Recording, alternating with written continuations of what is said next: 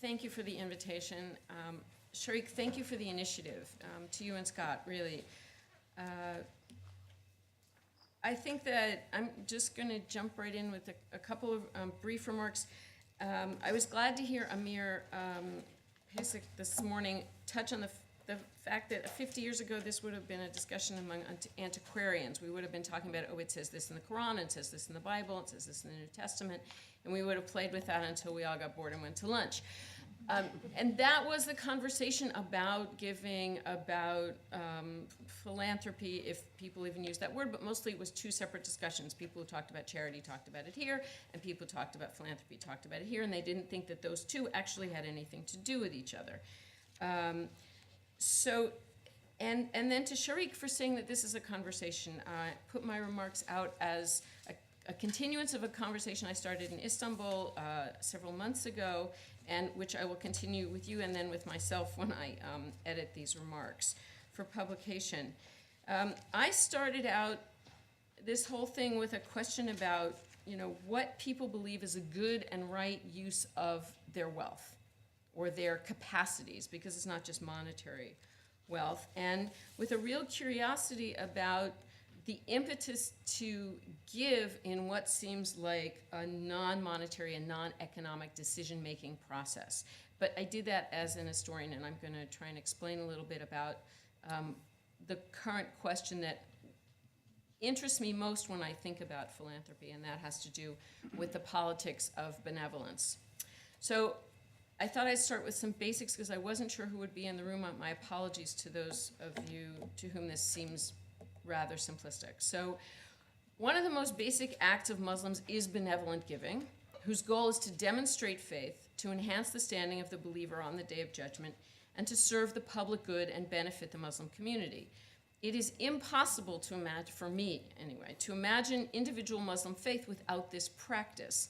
It is a form of civil engagement, however, and reinforces community precisely because it cannot be accomplished without interacting with other people. Giving, by definition, is a social and not a solo activity as compared with other aspects of the obligations of Muslim faith. Giving is so deeply embedded in Muslim cultures and in Muslim cultures that it persists among those not really engaged in more obviously faith-related obligations like prayer, fasting, or the Hajj pilgrimage. And this I've learned from numerous friends and colleagues who I would define as people who have no religious practice except that they are deeply involved in giving and talk about that as something that they learn and bring with them from the Muslim culture in which they grew up. Giving is an action doubly embedded in the most fundamental teachings of Islam. First, Muslims are required to give a percentage of their annual income as zakat, but this is not technically charity or voluntary because it is a basic obligation. But second, throughout the Quran, the Hadith, in the biography of the Prophet, in the biographies of famous people, learned people, mystics, rulers, and artisans, there are recommendations to Muslims to be generous and to contribute to sustaining and strengthening the community. Laws and statutes shape and regulate both obligatory and voluntary giving, but it is left to God to keep track of compliance and generosity and to judge the motives of individuals. Now, it's as an historian of the Ottoman Empire that I came to appreciate the extraordinary variety and complexity of giving in Islamic society, specifically through my research on an Ottoman public kitchen in the 16th century. And it was studying the endowment, or waqf, that was established to sustain the operations of that kitchen that sparked my curiosity about a wider context of benevolence in Ottoman, Muslim, and in other societies, actually more generally. Now, what do I mean by the politics of benevolence, the title of this talk, because that hasn't come up so far in the introductory discussion, except in Tarek's remarks, where he talked about a kind of political burden that was imposed on Muslims in the United States and worldwide following 2001. In Politics as a Vocation, sociologist Max Weber wrote, "Politics for us," that is for him, means striving to share power or striving to influence the distribution of power either among states or among groups within a state. But for the purposes of this discussion, I would add also among individuals or between individuals and groups. So for example, acts of legitimation undertaken by a sovereign and the competition and maneuvering for appointments among individuals are forms of politics. By this definition, benevolence may be political in many ways. First, it seeks to give power of the most basic form, sustenance, in order to enable people to participate more fully in their societies on a daily basis through family and work. The definition of poverty offered by French historian Michel Molat emphasizes why this is so. And what Molat said is, a pauper was a person who permanently or temporarily found himself in a situation of weakness, dependence, or humiliation, characterized by privation of the means to power and social esteem. These included money, relations, influence, power, knowledge, skill, nobility of birth, physical strength, intellectual capacity, and personal freedom and dignity. These are all things that a person is lacking. Living from hand to mouth, the pauper has no chance of rising without assistance. The case of paupers also highlights a more general point about benevolence. It can be used to strengthen people and enrich their lives, but also to shape those lives and maintain them in a state of dependence. Second, the politics of benevolence can refer to competition among donors to gain, maintain, or increase influence through giving. The donors can be individuals, even rulers, or politicians, as well as government ministries or agencies, political parties, private NGOs, or benevolent organizations. Third, recipients or beneficiaries of benevolent acts are engaged in a political struggle of their own to attract, keep, and increase support. Recipients can be individuals, whether poor or claiming support for a particular reason, and there are many reasons that people claim support, like scholars who want support for their research. But they can be individuals, whether specific ethnic, religious, professional, or spatially defined communities, and even the same benevolent organizations that distribute funds are recipients of funds from other sources. No matter where one takes up the subject of benevolence, a common factor is the finite nature of resources, a condition that necessarily initiates discussions and demonstrations about who is more deserving. Whether historically or in our own time, someone in need of assistance learns how to present his or her case so as to be more likely to gain sympathy and so win support. Now, how does it enhance our understanding of benevolence to look for the politics that inform it or are played out through giving? And I'm going to give a few historical examples, that's from my world, to try and make the point.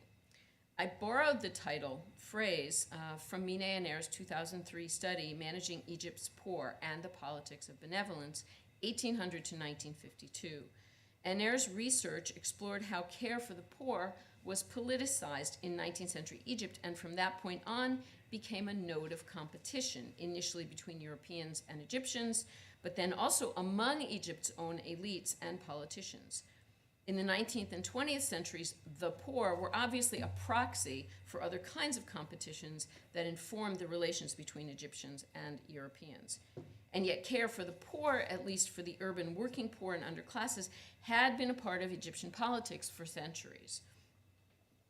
In my own research, it was the public kitchen, founded in mid-16th century Jerusalem by the wife of Sultan Suleiman, that first introduced me to questions concerning benevolence and its politics. Hurrem Sultan established a large endowment to support the running of the kitchen, which was significant in the local landscape as one of the very few structures that the Ottomans managed to shoehorn into the already crowded urban fabric of Jerusalem. Okay, so Jerusalem really doesn't have a lot of Ottoman buildings inside the city. Suleiman achieved maximum visibility for his local endeavors by rebuilding the city wall and restoring, expanding, and endowing the water supply system, which added new fountains to meet the daily needs of the population. So these were fountains that people would meet at eye level. Hurrem's public kitchen was a companion endeavor to these, offering meals to some 500 people twice daily. The imperial endowments in Jerusalem, providing food and water, were part of the project to make the city Ottoman, announcing this on a daily basis to residents and visitors alike. Benevolence served local and imperial, domestic, and foreign politics, both in Jerusalem and elsewhere. The documents that accompanied the founding of the Jerusalem kitchen had added meaning in elite politics at the court. As one might expect, the language of the endowment deed is filled with references to Hurrem's piety and generosity, as well as to the power and benevolence of Suleiman. In fact, it talks about Suleiman much more than it does about her, despite the fact that she is the founder. But it is the visual effects of the documents. Everything you see that looks like gold is gold. Everything that's blue is made of crushed lapis stone on this document. Okay? So the visual effects of the documents, recording the transfer of property from him to her for the purposes of the endowment, and seen by a limited audience, it's these documents that bring home the point. Aesthetically, they are without compare. And the cost of their creation, the level of artistry, and the inks of gold and lapis used by the calligrapher scribe are entirely out of proportion to the value of the properties endowed or the buildings in Jerusalem they were meant to support. In their appearance, the documents are a confirmation of Hurrem's personal relationship to Suleiman, her personal standing with respect to the Ottoman dynasty as the mother of the future heir, and Suleiman's acknowledgement of these, hence the significance of her foundation. As Hurrem's public kitchen was taking shape in Jerusalem, Suleiman was focused on the construction of the extensive Suleymaniye mosque complex in Istanbul, which was a companion endeavor to Hurrem's, but one with a broader political agenda. This complex, whose minarets, madrasas, and other buildings continue to be an integral part of Istanbul's cityscape even today, were built to outshine the Byzantine Hagia Sophia Church, as well as the mosques of Suleiman's grandfather and great-grandfather, who was Mehmed the Conqueror. Now, the entire city of Istanbul can be read as a text for analyzing the politics of benevolence. Benefactors and beneficiaries were tied together in economic and social relations as defined by the endowments. In addition to the immediate benefits they provided to people in terms of health, education, and welfare, each project was part of a complex politics of benevolence in which members of the Ottoman imperial family and many others participated. Okay. So it's what people made, it's where it was placed in the cityscape, and its relationship not only in the physical space, but to the buildings that symbolize the people who came before, whether they were other Muslims, those who came before me, or Christians, those who came before them. And so all of these buildings that are philanthropic endowments in one way or another are also involved in a political discourse. One of the more interesting things that happens in the 18th century is that you have fountains that are founded throughout the city of Istanbul. And these became the in thing. So there are fashions in philanthropy. You can see the fountain of Ahmed III, which is down below, which is directly outside the main gate of Topkapı Palace. But fountains have a distinct advantage over madrasas and mosques. They can be built in sizes to fit any budget and slipped easily into the dense urban landscape. Hundreds remain in every part of what was the 18th century city of Istanbul, evidence of a certain amount of wealth among the upper and middle ranks of the various Ottoman hierarchies. Anyone was a potential participant in the politics of benevolence, and the question was only whether one could afford the entry fee and make something widely appreciated so as to have the desired effect or any effect at all. So these competitions are going on many, many levels. Now, Istanbul is a text not just to be read for benevolent works in the past, but also in the present. A phenomenon that takes off really in the second half of the 20th century, because there's very little wealth in the first part of the first decades of the Turkish Republic.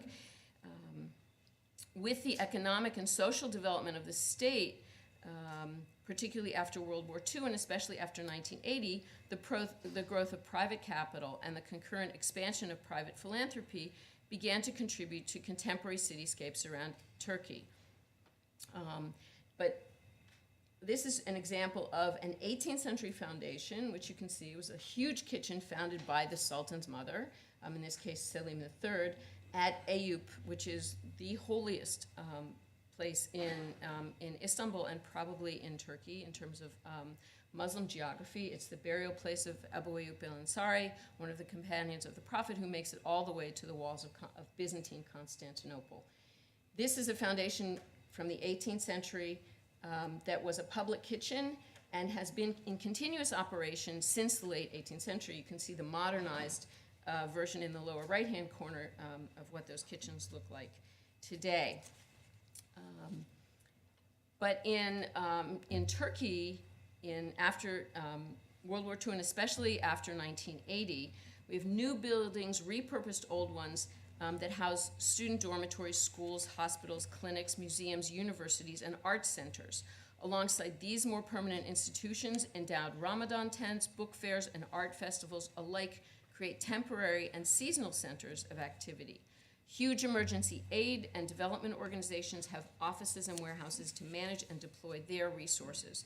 Most of these endeavors are labeled with the identity of the donors, as were the Ottoman mosque complexes, but also now with the names of foundations, so that it's relatively easy to understand who is choosing to support what. It makes for rich reading. And to bring us completely up to date in the politics of today or yesterday, those of you who have been following what's going on in Turkey now and read the lists of closings of institutions, hospitals, clinics, schools, etc., that's also the politics of benevolence being played out in the contemporary landscape of Turkey, because all those foundations are supported by the Gülen foundations or Gülen-affiliated individuals or institutions. So the closing of them is a direct part of the politics of Turkey today, but also shows you how benevolence is a part of a political scene. I'm just going to read my conclusion, and I will be done. So in this broad context, private benevolence is slowly expanding its roles in states and society with no recent or remembered experience of private philanthropy. And I think that for the American context, I think this is what becomes interesting then.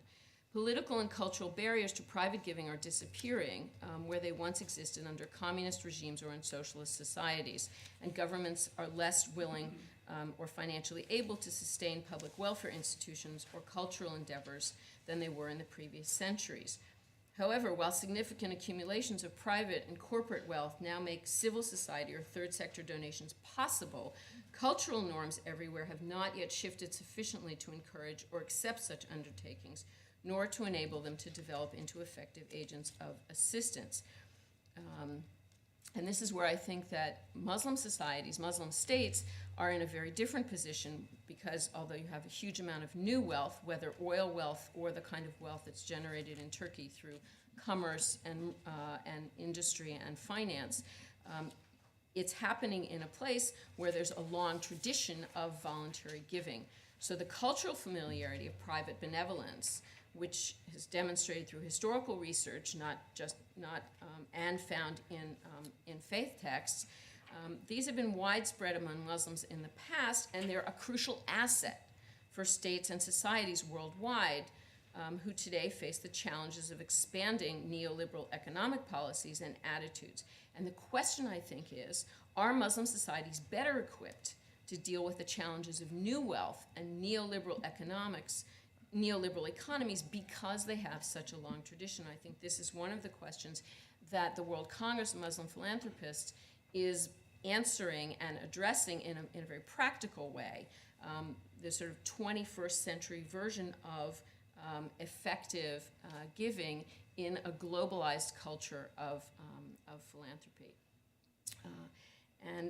I think that while Muslim benevolence has its own challenges to face, it is actually in a very interesting position to set the tone and show the way for other cultures and states which have no traditions of private philanthropy. So I leave you with that. Thank you.